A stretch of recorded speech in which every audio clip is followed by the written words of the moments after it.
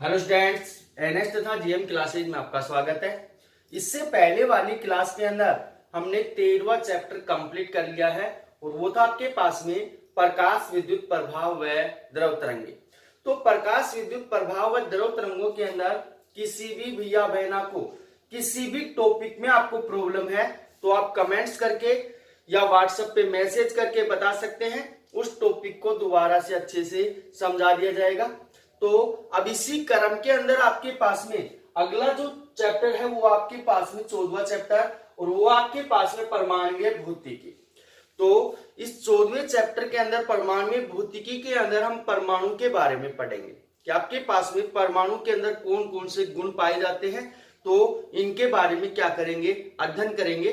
तो इसके अंदर आपके पास में जो फर्स्ट पॉइंट है वो आपके पास में परमाणुीय भौतिकी।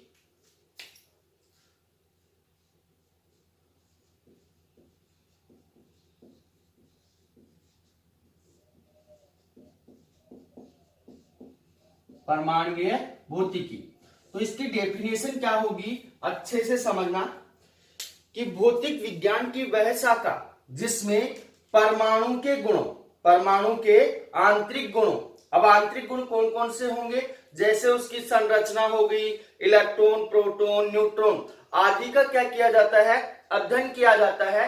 तो भौतिक विज्ञान की वह शाखा क्या कहलाती है, परमाणुीय भौतिकी कहलाती है, जिसके अंदर परमाणु का क्या किया जाता है, अध्ययन किया जाता है, परमाणु के गुणों का अध्ययन किया जाता है। तो वह शाखा क्या कहलाती है, परमाणुीय भौतिकी कहलाती है। तो डेफिनेशन आपको समझ में बैठ गई होगी, दोबारा से रिपीट कर रहा हूं। भौतिक विज्ञान की वह शाखा जिसके अंतर्गत परमाणु के गुणों जैसे आंतरिक संरचना, इलेक्ट्रॉन, प्रोटॉन, न्यूट्रॉन आदि का क्या किया जाता है, अध्ययन किया जाता है, क्या कहलाती है, परमाणुीय भौतिकी कहलाती है। इसको साधारण रूप से हम बोल सकते हैं कि भौतिक विज्ञान की वह शाखा जिसके अंदर परमाणु के गुणों का क्या किया जाता है, अध्ययन किया जाता है, क्या कहलाती है, परमाणुीय भौतिकी कहलाती है। तो किस प्रकार से लिखेंगे इसको, भौतिक विज्ञान की वह शाखा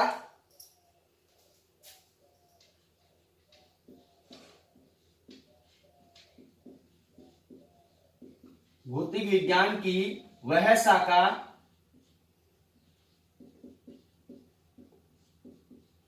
जिसमें परमाणु के आंतरिक गुणों, जिसमें परमाणु के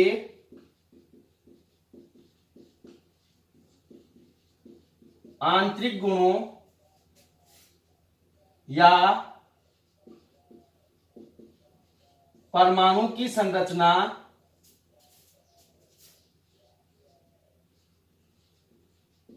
या परमाणु की संरचना तथा इलेक्ट्रॉन, प्रोटॉन व न्यूट्रॉन का अध्ययन किया जाता है, तथा इलेक्ट्रॉन, प्रोटॉन एवं न्यूट्रॉन का अध्ययन किया जाता है,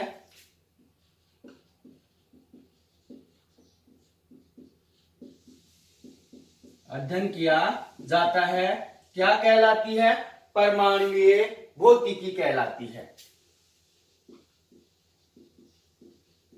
परमाणुीय भौतिकी कहलाती है। तो परमाणुीय भौतिकी की डेफिनेशन आपको अच्छे से समझ में आ गई होगी कि भौतिक विज्ञान की वह शाखा जिसमें परमाणु के आंतरिक गुण, परमाणु की संरचना, इलेक्ट्रॉन, प्रोटॉन और न्यूट्रॉन का क्या किया जाता है, अध्ययन किया जाता है, उसे क्या कहते हैं, परमाणुीय भौतिकी कहते हैं। अब इससे आगे आपके पास में कि ये डेफिनेशन तो हमने निकाली, अब वास्तव में आपके पास में परमाणु होता क्या है, परमाणु होता क्या है। तो परमाणु की डेफिनेशन क्या होगी, तो पहले टॉपिक डालते हैं कि आपके पास में अगला जो टॉपिक है वो है आपके पास में परमाणु। तो परमाणु क्या होता है, डेफिनेशन को अच्छे से समझना भाई। पदार्थ जिन छोटे छोटे कणों से मिलकर बना होता है पदार्थ जिन छोटे छोटे कणों से मिलकर बना होता है उन छोटे छोटे कणों को क्या कहते हैं? परमाणु कहते हैं। उन छोटे छोटे कणों को क्या कहते हैं? परमाणु कहते हैं। तो परमाणु की डेफिनेशन बैठ गई होगी आपके पास में कि परमाणु क्या होगा आपके पास में कि पदार्थ की वह सूक्ष्म इकाई जिससे पदार्थ क्या होता है? मिलकर बना होता है। तो सूक्ष्म इकाई को क्या कहते हैं? परमाणु कहते हैं। और जो आपके पास में परमाणु है, पदार्थ की सबसे सूक्ष्म क्या होती है? इकाई होती है। सबसे छोटी क्या होती है? इकाई होती है। अब आपके पास में जो परमाणु है, परमाणु के बारे में अलग अलग वैज्ञानिकों ने अलग अलग मॉडल प्रस्तुत किए। किसी ने कहा है कि परमाणु इस प्रकार का है और किसी ने कहा है परमाणु इस प्रकार का है। तो अलग अलग वैज्ञानिकों ने अलग अलग क्या दिए हैं? मॉडल प्रस्तुत किए हैं। वो मॉडल कौन कौन से होंगे उनके बारे में आगे क्या करेंगे? अध्ययन करेंगे। तो पहले परमाणु की क्या लिखते हैं? डेफिनेशन लिखते हैं। तो डेफिनेशन क्या होगी? पदार्थ जिन छोटे छोटे कणों से मिलकर बना होता है, पदार्थ जिन छोटे छोटे कणों से मिलकर बना होता है,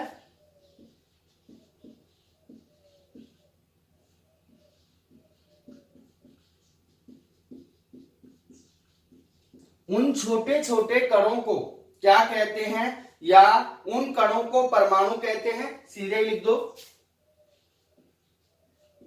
उन कणों को परमाणु कहते हैं। परमाणु पदार्थ की क्या है? सूक्ष्म इकाई है, सबसे छोटी इकाई है। तो आगे लिखेंगे परमाणु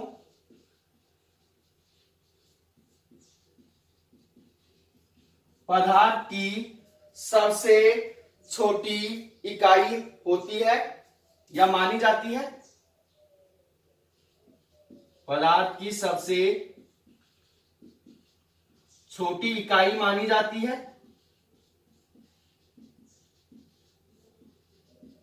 मानी जाती है। अब उससे आगे आपके पास में कि परमाणु की संरचना के बारे में अलग अलग वैज्ञानिकों ने क्या दिए हैं? अलग अलग मॉडल प्रस्तुत किए हैं, जिनमें से कुछ मॉडल हम क्या करेंगे? पढ़ेंगे। तो ध्यान से सुनना कि परमाणु की संरचना के बारे में कि परमाणु है उसकी संरचना किस प्रकार की है, तो उसके बारे में अलग अलग वैज्ञानिकों ने अलग अलग क्या बनाए हैं? मॉडल बनाए हैं। किसी ने कहा परमाणु इस प्रकार का और किसी ने कहा परमाणु इस प्रकार का है। तो उन मॉडल के बारे में क्या करेंगे? हम जानकारी प्राप्त करेंगे। पहले इसके अंदर लिखेंगे कि परमाणु की संरचना के बारे में, परमाणु की संरचना के बारे में अलग अलग वैज्ञानिकों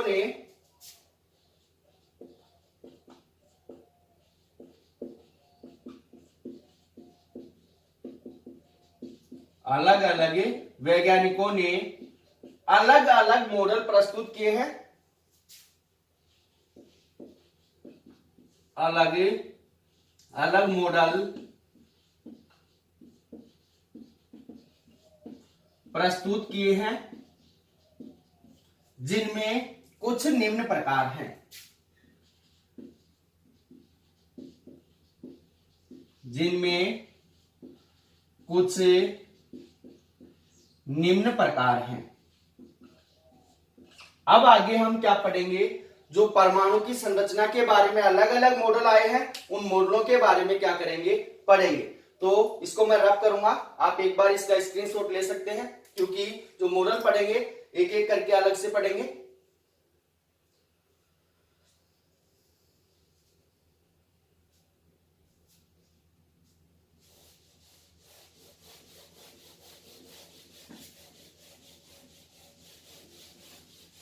आपको परमाणु के बारे में पता चल गया है कि परमाणु क्या होता है?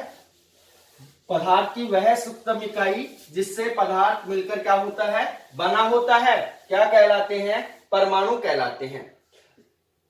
अब आगे आपके पास में अगला जो टॉपिक है वो है आपके पास में जे थॉमसन का परमाणु मॉडल। तो जे थॉमसन ने परमाणु मॉडल के रूप में क्या बताया है उसको अच्छे से सुनना भाई। तो आपके पास में फर्स्ट जो मॉडल है वो है आपके पास में जे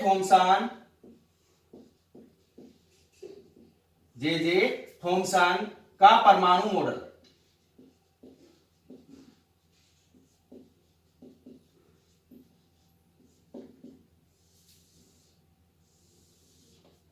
अब जे थॉमसन ने क्या कहा है कि आपके पास में परमाणु क्या होता है, तो ध्यान से सुनना।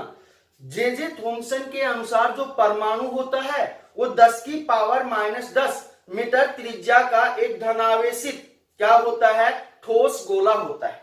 तो जे थॉमसन ने क्या बताया है कि आपके पास में जो परमाणु होता है वो 10 की पावर -10 मीटर त्रिज्या का धनावेशित और कैसा गोला है, ठोस गोला है। ठोस का मतलब अंदर से क्या है, भरा हुआ है, ठोस गोला होता है।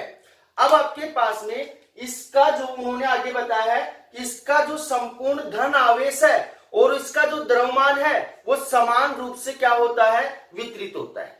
इसका जो संपूर्ण द्रव्यमान व धन आवेश है वो समान रूप से क्या होता है, वितरित होता है।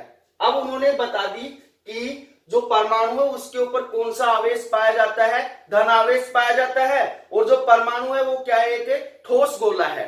तो उन्होंने ये बात भी बता दी कि जो आवेश है वो क्या होता है और जो द्रव्यमान है समान रूप से क्या होता है, वितरित होता है, फैला हुआ होता है। अब आपके पास में यहाँ पे उन्होंने बात बताई कि उसके ऊपर धन आवेश समान रूप से क्या होता है, वितरित होता है। तो इस धन आवेश को संतुलित करने के लिए इसके ऊपर ऋण आवेश या इलेक्ट्रॉन भी क्या होते हैं, उपस्थित होते हैं, और वो इस प्रकार से उपस्थित होते हैं जैसे तरबूज के अंदर क्या होते हैं, बीज होते हैं। जैसे तरबूज के अंदर क्या होते हैं, बीज होते हैं। तो धनावेश को नियंत्रित करने के लिए या संतुलित करने के लिए उसके ऊपर ऋणावेश क्या होता है, उपस्थित होता है, और किस प्रकार से होता है, जैसे तरबूज के अंदर क्या होते हैं, बीज होते हैं, या प्लम पुडिंग के अंदर क्या होते हैं, आलू बुखारा होते हैं। आपने प्लम पुडिंग देखा होगा, उसके अंदर क्या होते हैं, आलू बुखारा क्या होते हैं, व्यवस्थित होते हैं। तो उसी प्रकार से इसके अंदर भी, परमाणु के अंदर भी क्या होता है, ऋण आवेश व्यवस्थित होता है। इस कारण से इस मॉडल को प्लम पुडिंग का मॉडल भी कहते हैं। तो कंफ्यूज मत होना, जे थॉमसन का जो परमाणु मॉडल है इसको क्या बोलेंगे, प्लम पुडिंग का मॉडल भी बोलेंगे। तो पहले इसको किस प्रकार से समझाता हूं डायग्राम से, कि जे थॉमसन ने क्या कहा है कि जो परमाणु है एक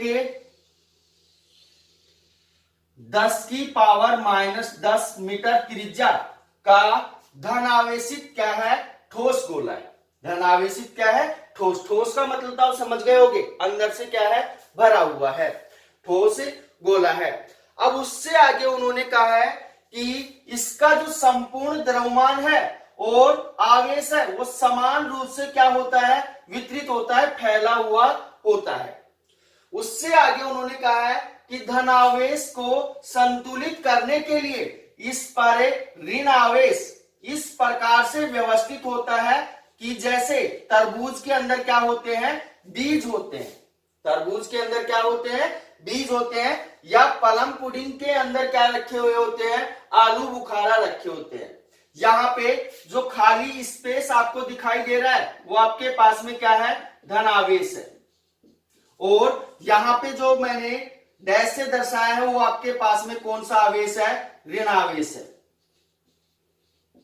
कौन सा आवेश है, ऋण आवेश है। तो अब ये बात आपको समझ में बैठ गई होगी कि यहाँ पे जो खाली भाग है वो आपके पास में कौन सा भाग है, धनावेश है, और जो मैंने माइनस माइनस से दर्शाया वो कौन सा भाग आपके पास में, ऋण आवेश है। तो अब आपके पास में ये कौन सा मॉडल कहलाएगा, क्योंकि प्लम पुडिंग के अंदर रखे हुए आलू बुखारा के हिसाब से आपके पास में ये मॉडल प्लम पुडिंग का मॉडल कहलाता है। तो इसको हम बोल सकते हैं कि ये मॉडल कौन सा है, प्लम पुडिंग का मॉडल है। तो इसको लिखेंगे कैसे, उसको अच्छे से समझना। इस मॉडल के अनुसार इस मॉडल के अनुसार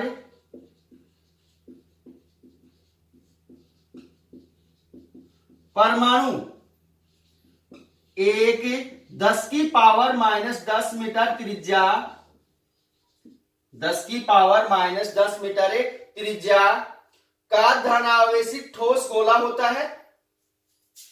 त्रिज्या का धनावेशित ठोस गोला होता है।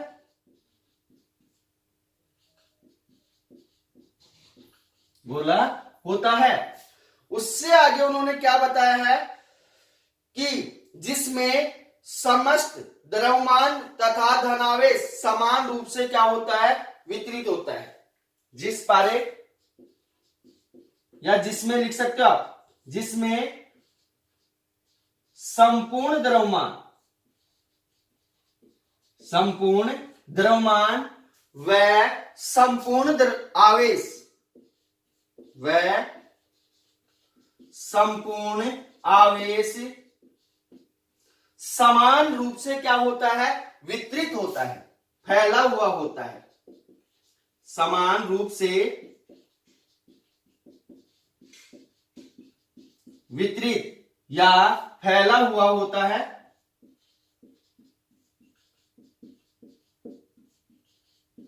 फैला हुआ होता है।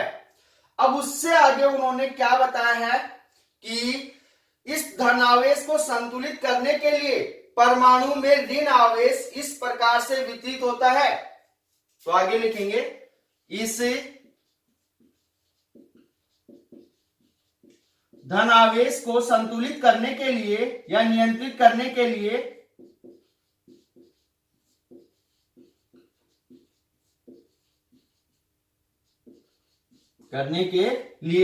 परमाणु में ऋण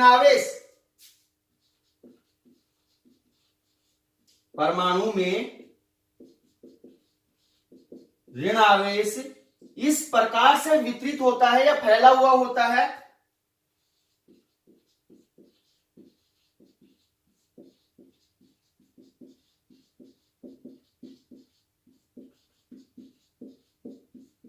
इस प्रकार से वितरित होता है। जैसे तरबूज में उपस्थित बीज, तो या तरबूज में रखे बीज तथा पलम पुडिंग में रखे आलू बुखारा। जैसे तरबूज में रखे बीज तथा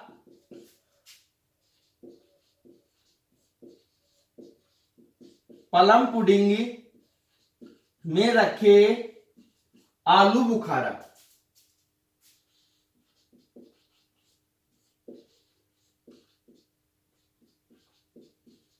बुखारों जैसे व्यवस्थित होता है,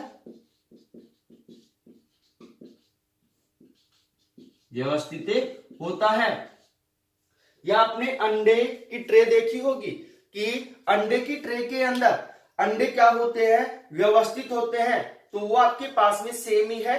जो आपके पास में पलम पुडिंग के अंदर आलू बुखारा है, उसी प्रकार से आपके पास में अंडे की ट्रे, या फिर आपके पास में सेब की जो ट्रे देखी होगी आपने, वो भी आपके पास में सेम ही है।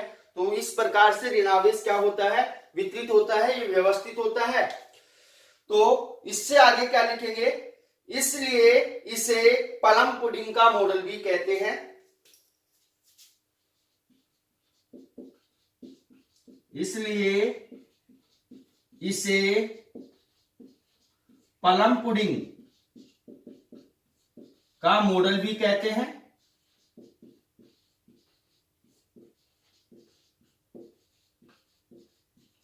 पलम पुडिंग का मॉडल भी कहते हैं। तो यह आपको जे थॉमसन का परमाणु मॉडल आपको अच्छे से समझ में आया होगा। तो अब उससे आगे जे थॉमसन ने क्या बताया है कि जब धातु को क्या किया जाता है, गर्म किया जाता है। जब जो आपके पास में धातु, उसको क्या किया जाता है, गर्म किया जाता है, तो उसमें उपस्थित जो इलेक्ट्रॉन है वो तापीय ऊर्जा पाकर क्या होने लगते हैं, उत्सर्जित होने लगते हैं। जो आपके पास में जैसे इसको गर्म करेंगे तो इसमें उपस्थित जो इलेक्ट्रॉन है वो तापीय ऊर्जा पाकर क्या होने लगते हैं, उत्सर्जित होने लगते हैं, तथा कंपन करते हुए इलेक्ट्रॉन विकिरण क्या करते हैं, उत्सर्जित करते हैं। जो कंपन करते हुए इलेक्ट्रॉन है वो विकिरणों का क्या करते हैं, उत्सर्जन करते हैं। और इस प्रकार से एक स्पेक्ट्रम की क्या करते हैं, वो रचना बनाते हैं। ठीक है, तो आगे क्या लिखेंगे, अगली लाइन से लिखेंगे इसको कि थॉमसन के अनुसार जब धातु को गर्म किया जाता है, थॉमसन के अनुसार जब धातु को गर्म किया जाता है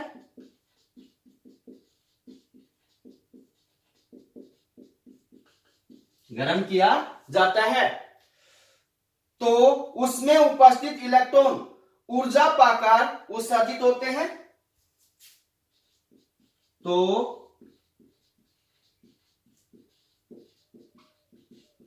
उसमें उपस्थित इलेक्ट्रॉन ऊर्जा पाकर उत्सर्जित होते हैं, उत्सर्जित होते हैं।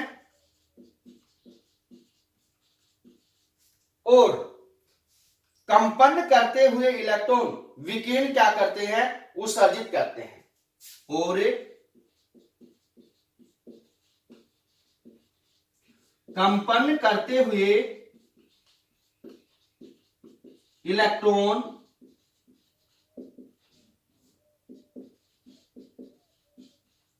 विकिरण उत्सर्जित करते हैं,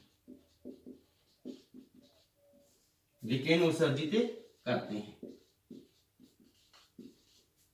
तो ये हो गया आपके पास में जे जे थॉमसन का परमाणु मॉडल। अब आपके पास में जे जे थॉमसन का परमाणु मॉडल आपने अच्छे से समझ लिया है। इसको थोड़ा सा दोबारा से रिपीट कर लेते हैं कि जे जे थॉमसन ने क्या कहा है परमाणु मॉडल के बारे में। तो उन्होंने कहा है कि जो परमाणु होता है 10 की पावर -10 मीटर त्रिज्या का ठोस धन आवेशित गोला होता है, जिसके ऊपर संपूर्ण द्रव्यमान और संपूर्ण आवेश क्या होता है, समान रूप से वितरित होता है। अब आपके पास में जो धनावेश है उसको संतुलित करने के लिए उस पर जो ऋण आवेश वितरित होता है वो इस प्रकार से होता है जैसे तरबूज में रखे हुए बीज या पलंग पुडिंग में रखे हुए आलू बुखारा के समान होता है। अब उन्होंने आगे क्या बात बताई है कि आपके पास में जब धातु को क्या किया जाता है, गर्म किया जाता है, तो उसमें उपस्थित जो इलेक्ट्रॉन है तापीय ऊर्जा पाकर क्या होने लगते हैं, उत्सर्जित होने लगते हैं। और जैसे ही वो उत्सर्जित होंगे तो कंपन करते हुए विकिरणों का क्या करते हैं, उत्सर्जन करते हैं, विकिरण क्या करते हैं, बाहर निकालते हैं। तो ये होगा आपके पास में जे जे थॉमसन का परमाणु मॉडल। आप इसका अगर स्क्रीनशॉट लेना चाहते हो तो ले लो, क्योंकि मैं इसको रब करूंगा। आगे पढ़ेंगे जे जे थॉमसन की सफलताएं, फिर उससे आगे पढ़ेंगे जे जे थॉमसन की असफलताएं।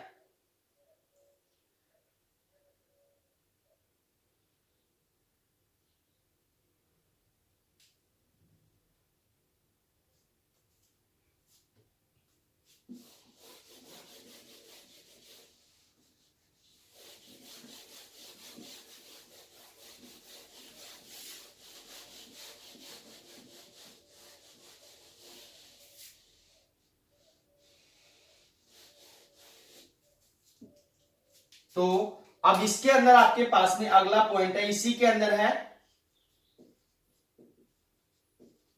जे जे थॉमसन की सफलताएं। जे जे थॉमसन ने इस परमाणु मॉडल से क्या क्या सफलताएं प्राप्त की है उनको अच्छे से हम समझेंगे। तो जे जे थॉमसन ने इस मॉडल के आधार पर गैसों के आयनीकरण की व्याख्या की है। जो जे जे थॉमसन ने जो परमाणु मॉडल बनाया है इसके आधार पर गैसों के आयनीकरण की क्या की है, व्याख्या की है। अब गैसों का आयनीकरण क्या होता है उसको अच्छे से समझ लेना कि गैसों के ऊपर धन आयन और ऋण आयन उपस्थित होते हैं, इनके बारे में किसने बताया है? जे थॉमसन ने बताया है। किसने बताया है? जे थॉमसन ने। तो हम लिख सकते हैं कि जे थॉमसन ने इस मॉडल के आधार पर गैसों के आयनीकरण की क्या की है? व्याख्या की है कि आपके पास में गैसों के ऊपर क्या उपस्थित होते हैं? धन आयन और ऋण आयन क्या होते हैं? उपस्थित होते हैं। तो किस प्रकार से लिखेंगे फर्स्ट सफलता को? तो यहां पे फर्स्ट एरो का निशान लगाकर लिखेंगे, इस मॉडल के आधार पर जे थॉमसन ने इस मॉडल के आधार पर जे थॉमसन ने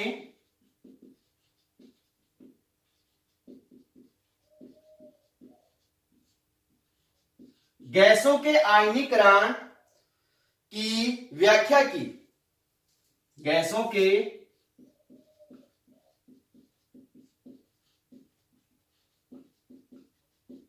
आयनीकरण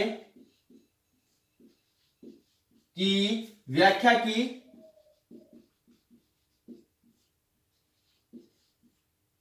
आयनीकरण की व्याख्या की अर्थात गैसों पर धनायन और ऋणायन क्या होते हैं? उपस्थित होते हैं। इनकी सफल क्या की? व्याख्या की। तो यहां आगे लिखेंगे, गैसों में धन तथा ऋणायन अर्थात लगाकर लिखेंगे, अर्थात गैसों पर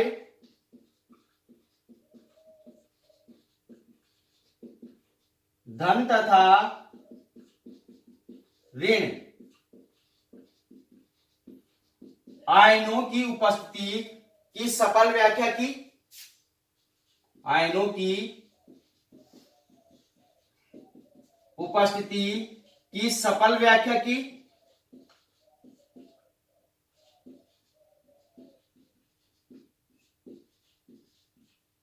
तो पहली आपको समझ में आ गई होगी कि जे थॉमसन ने परमाणु मॉडल से कौन सी व्याख्या की? गैसों के आयनीकरण की व्याख्या की। उससे आगे जे थॉमसन ने इस परमाणु मॉडल से प्रकाश विद्युत प्रभाव की भी व्याख्या की। क्योंकि आपके पास में यहां पे एक बात बताई थी उन्होंने कि जब धातु को क्या किया जाता है? गर्म किया जाता है, तो उससे इलेक्ट्रॉन क्या होते हैं? उत्सर्जित होते हैं, जिसे क्या कहते हैं? तापायनिक उत्सर्जन कहते हैं। तो यहां पे आपके पास में जो जे थॉमसन है, उन्होंने क्या की? प्रकाश विद्युत प्रभाव की भी सफल व्याख्या की। तो आगे सेकंड एरो का निशान लगाकर क्या लिखेंगे? इस मॉडल के आधार पर प्रकाश विद्युत प्रभाव की व्याख्या की। इस मॉडल के आधार पर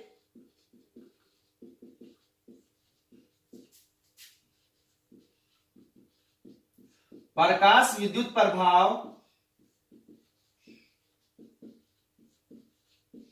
की व्याख्या की। उससे आगे तीसरा क्या है कि इस मॉडल के आधार पर तापायनिक उत्सर्जन की भी क्या की है? व्याख्या की है। इस मॉडल के आधार पर तापायनिक उत्सर्जन की भी क्या की है? व्याख्या की है। तो थर्ड एरो का निशान लगाकर लिखेंगे,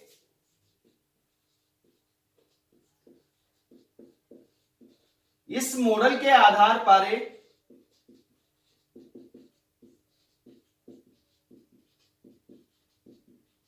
तापायनिक उत्सर्जन। तापायनिक उत्सर्जन क्या होता है? मैंने पिछले चैप्टर में समझा दिया था। तापायनिक उत्सर्जन की व्याख्या की। तापायनिक उत्सर्जन क्या होता है? जब किसी धातु को क्या किया जाता है? गर्म किया जाता है, तो धातु तापीय ऊर्जा पाकर क्या करती है? इलेक्ट्रॉनों का उत्सर्जन प्रारंभ कर देती है, जिसे क्या कहते हैं? तापायनिक उत्सर्जन कहते हैं। तो ये तो हो गया आपके पास में जे थॉमसन की सफलताएं। अब आगे आपके पास में टॉपिक आता है कि आपके पास में जे थॉमसन की असफलताएं कौन कौन सी हैं। किसके अंदर आपके पास में जो जे थॉमसन का परमाणु मॉडल है वो काम नहीं करता है, तो उसके बारे में पढ़ेंगे। तो अगला टॉपिक आपके पास में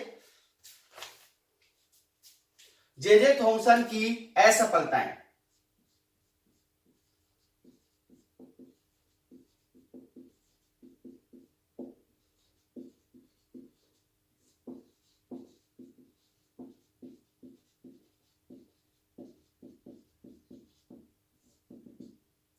तो जे थॉमसन की असफलताएं कौन कौन सी हैं, ध्यान से सुनना भाई।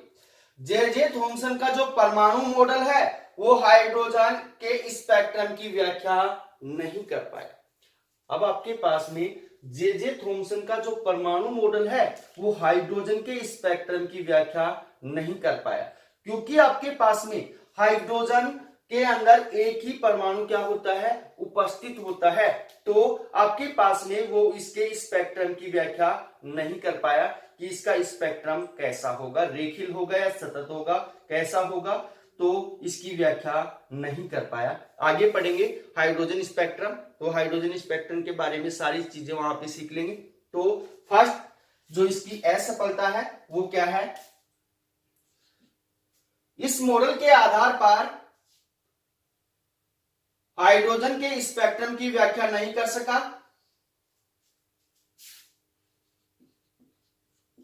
इस मॉडल के आधार पर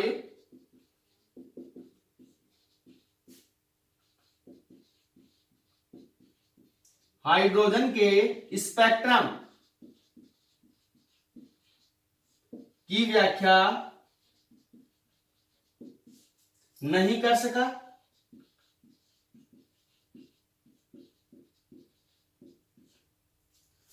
उससे आगे यह जो मॉडल है वो रदरफोर्ड के अल्फा कण प्रकीर्णन की व्याख्या भी नहीं कर सका। यह जो मॉडल है जे थॉमसन का परमाणु मॉडल, यह रदरफोर्ड के अल्फा कण प्रकीर्णन प्रयोग की व्याख्या भी नहीं कर सका। अब आपके पास में रदरफोर्ड का अल्फा कण प्रकीर्णन प्रयोग क्या होता है, अगला ही टॉपिक है, तो उसके अंदर पढ़ेंगे रदरफोर्ड के अल्फा कण प्रकीर्णन का प्रयोग। तो इसके अंदर लिखेंगे कि यह मॉडल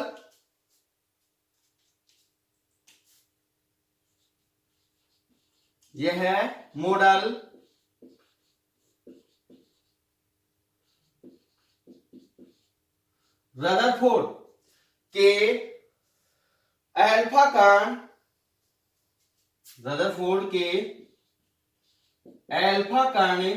प्रकीर्णन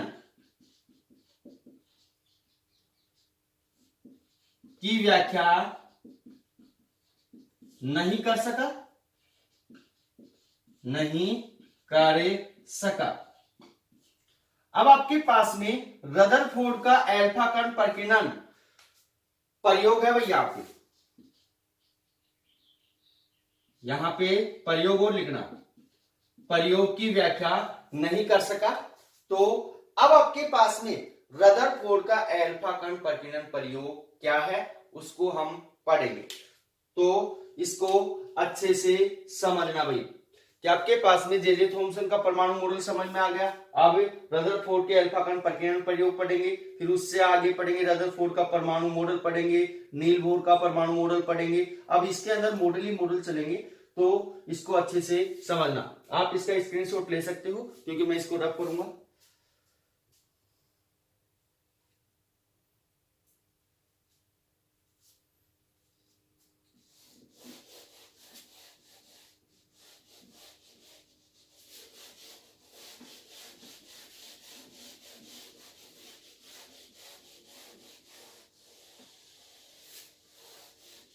अगला है आपके पास में टॉपिक रदरफोर्ड का अल्फा कण प्रकीर्णन प्रयोग। टॉपिक आपके पास में रदरफोर्ड का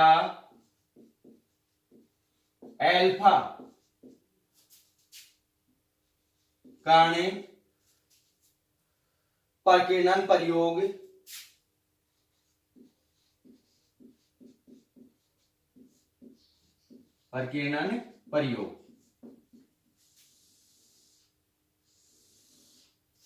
अब आपके पास में रदरफोर्ड का अल्फा कण प्रकीर्णन प्रयोग क्या कहता है, अच्छे से इसको समझना भाई, क्योंकि आपके पास में ये समझ में बैठेगा तभी आपको जो रदरफोर्ड का परमाणु मॉडल है वो अच्छे से समझ में आएगा।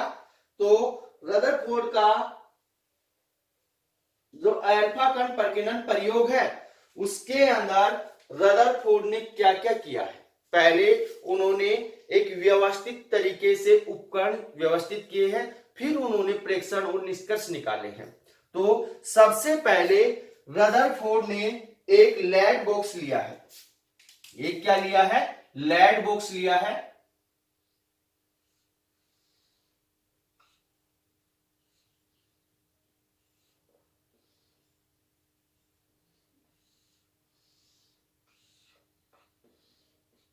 ये क्या है आपके पास में? Lead box. क्या है? Lead box. अब उससे आगे इस लेड बॉक्स के अंदर उन्होंने क्या रखा है? विस्मित, विस्मित का क्या रखा है उन्होंने? तत्व रखा है। कौन सा तत्व रखा है?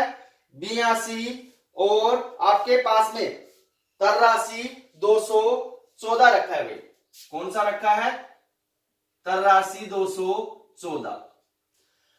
सबसे पहले उन्होंने एक लेड बॉक्स लिया है। इस लेड बॉक्स के अंदर विस्मित का 83 214 क्या रखा है? एक तत्व रखा है। ये विस्मित का तत्व क्यों रखा है? क्योंकि ये अल्फा कण क्या करेगा? उत्सर्जित करेगा। जो विस्मित का जो तत्व है ये अल्फा कण क्या करेगा? उत्सर्जित करेगा। फिर उन्होंने आगे क्या किया है कि इसके सामने 2 लेड प्लेटें लगा दी। तो इसके सामने उन्होंने क्या कर दी? 2 लेड प्लेटें लगा दी, या यहां पे आप बोल सकते हो 2 स्लिट लगा दी। 2 क्या लगा दी? स्लिट लगा दी।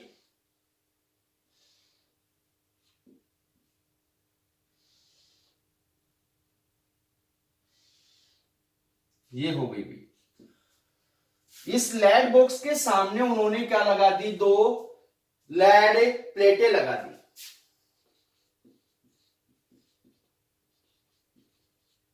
क्यों लगाई? क्योंकि यहां से जो अल्फा कण उत्सर्जित होंगे वो लेड प्लेट से गुजरने के पश्चात एक पुंज का रूप धारण कर लेंगे, एक सीधी रेखा के अंदर क्या करने लगेंगे? गति करने लगेंगे। इसलिए उन्होंने 2 क्या लगा दी? लेड प्लेट लगा दी, या इसको हम बोल सकते हैं स्लिट भी बोल सकते हैं। 2 स्लिट लगा दी, जिससे जो अल्फा कण है वो क्या करने लगते हैं? एक पुंज का रूप धारण कर लेते हैं। फिर इन दोनों लेड प्लेटों के सामने उन्होंने एक सोने की पन्नी लगाई। इन लेड प्लेटों के सामने उन्होंने क्या लगाई? एक सोने की पन्नी लगाई या स्वर्ण पत्थर लगाया। स्वर्ण पत्थर, सोने की पन्नी लगाई। इस सोने की पन्नी को क्या कर दिया? चारों ओर से जिंक सल्फाइड, इस सोने की पन्नी को चारों ओर से जिंक सल्फाइड ZnS से लेपित पर्दे से क्या कर दिया? बंद कर दिया। तो यहां पे ध्यान से समझना कि इस स्वर्ण पत्थर को या सोने की पन्नी को चारों ओर से जिंक सल्फाइड ZnS के से लेपित जो पर्दा है उस पर्दे से क्या कर दिया? चारों तरफ से बंद कर दिया। और इस प्रयोग के आधार फिर उन्होंने क्या किया? प्रयोग किया, और प्रयोग के आधार पर उन्होंने निम्न प्रेक्षण और क्या निकाले? निष्कर्ष निकाले। तो दोबारा से समझ लेना कि रदरफोर्ड ने एक लेड बॉक्स लिया। लेड बॉक्स के अंदर विस्मित का एक तत्व रखा जो अल्फा कणों का क्या करता है? उत्सर्जन करता है। जो अल्फा कणों का क्या करता है? उत्सर्जन करता है। उससे आगे उन्होंने क्या किया कि लेड बॉक्स के सामने उन्होंने 2 क्या रख दी? लेड प्लेटें रख दी। क्यों रख दी? क्योंकि यहां से जो उत्सर्जित इलेक्ट्रॉन है वो एक पुंज का रूप क्या कर ले, धारण कर ले। फिर उससे आगे उन्होंने एक सोने की क्या लगा दी, पन्नी लगा दी, और इस पन्नी को चारों तरफ से जिंक सल्फाइड से लेपित पर्दे से क्या कर दिया, बंद कर दिया। तो उन्होंने क्या क्या प्रयोग किए हैं, उन प्रयोगों के आगे मतलब कि पढ़ेंगे और उनका निष्कर्ष भी निकालेंगे कि उन्होंने कौन कौन से प्रेक्षण किए और कौन कौन से उनके निष्कर्ष निकल कर आए। पहले इसको लिखेंगे। डायग्राम अभी मत बनाना भाई, डायग्राम अभी कंप्लीट नहीं हुआ है, डायग्राम को आप लास्ट में बनाएंगे। तो लिखेंगे कैसे इसको, उसको अच्छे से समझना। रदरफोर्ड ने अल्फा कण प्रकीर्णन प्रयोग में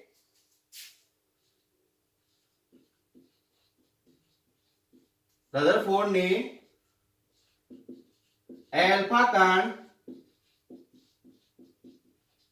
प्रकीर्णन प्रयोग में एक लेड बॉक्स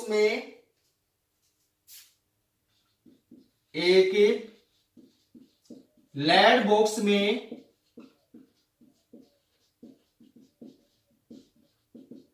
विस्मित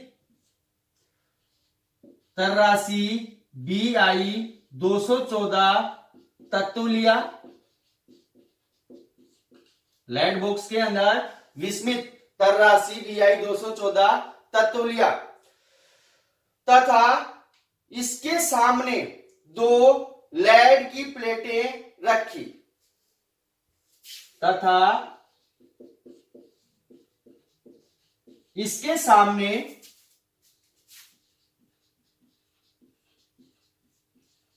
2 लेड की प्लेटें रखी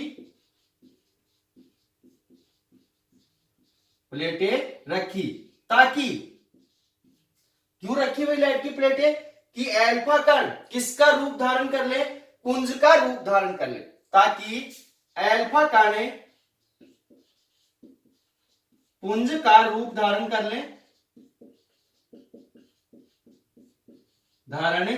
ले।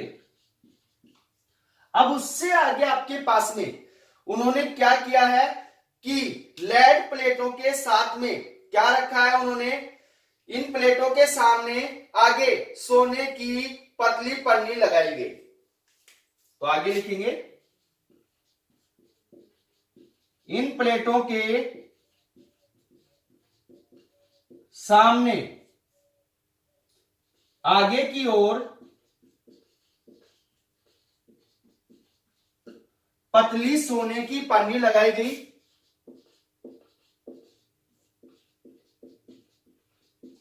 सोने की पन्नी लगाई गई तथा पन्नी लगाने के पश्चात इस पन्नी को चारों ओर से ZnS जिंक सल्फाइड से लेपित पर्दे से बंद कर दिया गया तथा इस पन्नी को चारों ओर से जिंक सल्फाइड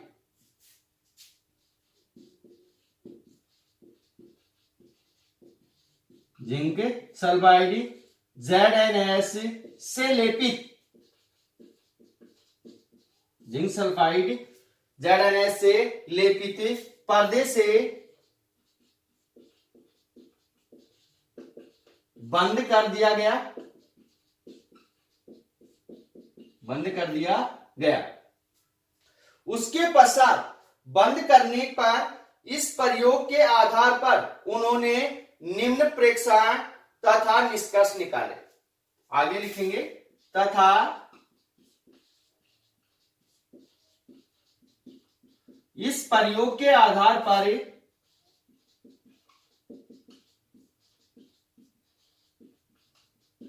उन्होंने निम्न प्रेक्षण व निष्कर्ष निकाले। निम्न प्रेक्षण एवं